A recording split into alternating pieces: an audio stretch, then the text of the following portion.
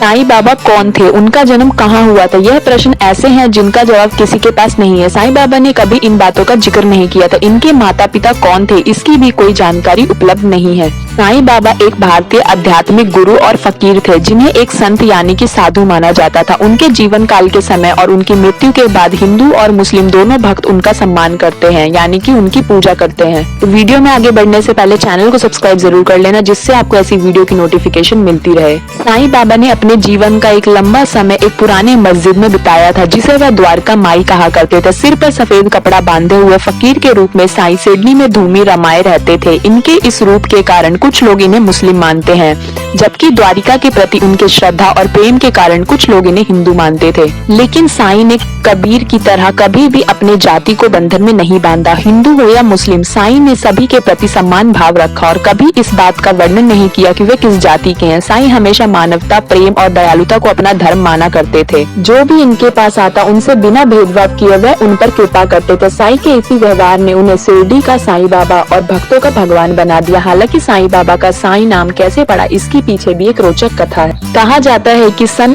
1854 में पहली बार साईं बाबा शिरडी में दिखाई दिए थे। उस समय बाबा की उम्र लगभग 16 साल थी। शिरडी के लोगों ने बाबा को पहली बार एक नीम के वृक्ष के नीचे समाधि में लीन देखा। कम उम्र में सर्दी, गर्मी, भूख प्यास की जरा भी चिंता किए बिना बाल योगी को कठिन तपस्या करते देखकर लोगों को बहुत आश्चर्य हुआ। त्याग और वैराग्य की मूर्ति बने साईं ने धीरे धीरे गांव वालों का मन मोह लिया। कुछ समय शिरडी में रहकर साईं बाबा एक दिन किसी से कुछ कहे बिना अचानक वहां से चले गए। कुछ सालों के बाद चांद पाटिल नाम के एक व्यक्ति की बारात के साथ साईं फिर शिरडी में पहुंचे। एक मंदिर के पुजारी ने साईं को देखते ही कहा, आओ साईं।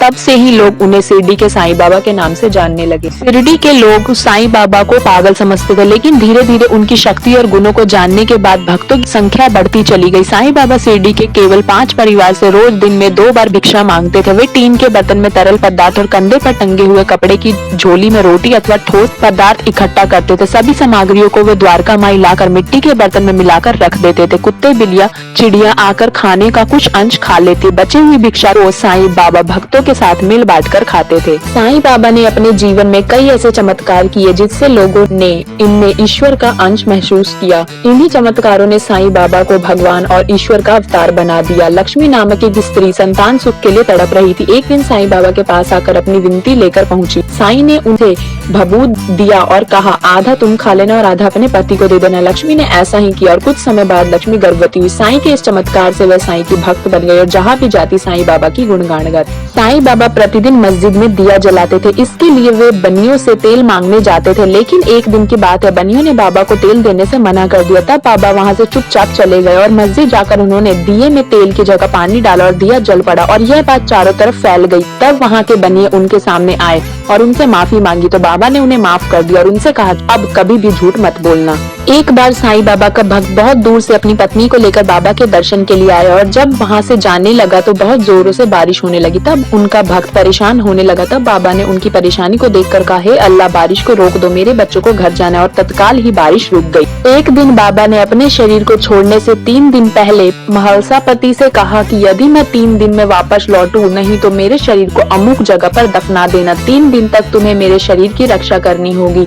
धीरे धीरे बाबा की सांसें बंद हो गई और शरीर की हलचल भी बंद हो गई। सभी लोगों में खबर फैल गई कि बाबा का देहांत हो गया। डॉक्टरों ने भी जांच करके मान लिया कि बाबा शांत हो गए हैं, लेकिन महलसापति ने सभी को बाबा से दूर रहने की सलाह दी। उन्होंने कहा कि 3 दिन तक इनके शरीर की रक्षा की जिम्मेदारी मेरी है। गांव में इसको लेकर लड़ाई होने लगी लेकिन महलसापति ने बाबा के सिर को अपनी गोद में रखकर 3 दिन तक जागरण किया। किसी को बाबा के पावन शरीर को हाथ नहीं लगाने दिया। 3 दिन बाद जब बाबा ने वापस अपना शरीर धारण किया तो जैसे चमत्कार हो गया। एक और चमत्कार जो बाबा द्वारा हुआ। मुंबई में रहने वाले काका जी का विचार सिडनी में एक सप्ताह और ठहरने का था। पहले दिन दर्शन करने के बाद बाबा ने उनसे पूछा, तुम कब वापस जाओगे? उन्हें बाबा के इस प्रश्न पर आश्चर्य सा हुआ। तब उन्होंने कहा, जब आप आज्ञा दे तब।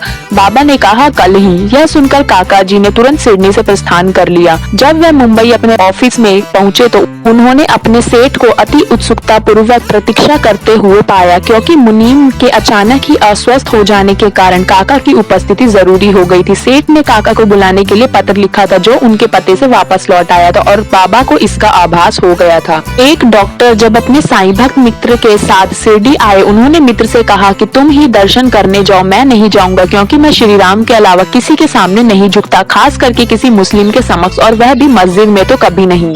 मित्र ने कहा कि तुम्हें वहाँ कोई झुकने या नमन करने को नहीं बोलेगा, मेरे साथ चलो। वे सिडनी पहुंचे और बाबा के दर्शन को गए, लेकिन डॉक्टर को ही सबसे आगे जाता देख और बाबा की प्रथम चरण वंदना करते देख सबको बहुत आश्चर्य हुआ। लोगों ने डॉक्टर से पूछा कि तुम्हें क्या हुआ। डॉक्टर ने बताया कि बाबा के स्थान पर उन्हें अपने प्रिय इष्टदेव श्री राम के दर्शन हुए। तो वीडियो को यहीं एंड करते हैं। कमेंट में जरूर बताना आपको वीडियो कैसी लगी, और वीडियो को लाइक एंड चैनल को सब्सक्राइब किए बिना मत जाना। वीडियो को ज्यादा से ज्यादा शेयर कर देना। हम मिलेंगे किसी नेक्स्ट इंटरेस्टिंग टॉपिक के साथ।